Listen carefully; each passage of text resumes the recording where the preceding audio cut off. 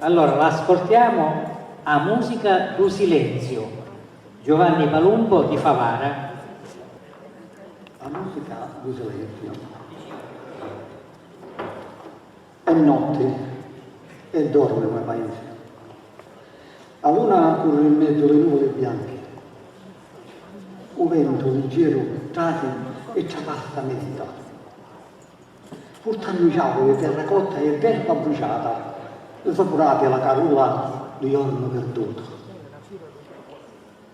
E io contemplo, libero delle mie pensiera, sto fresco sciamare dell'aria sciamorosa, che ci passa il mio corpo e non ce l'hanno e sciamo fuori, questa bella musica di silenzio, assai.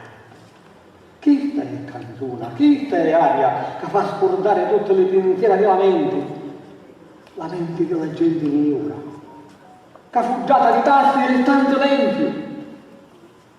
Mi sento felice di stare qua in sta campa, di tastare questo momento così raro e di sbarrare questo sacco di pensieri angelici. Volessi fermare questo imbetuto tempo, volessi immortalare questo momento, volessi restare sempre in questo stato, volessi natare sempre in questo mare quieto.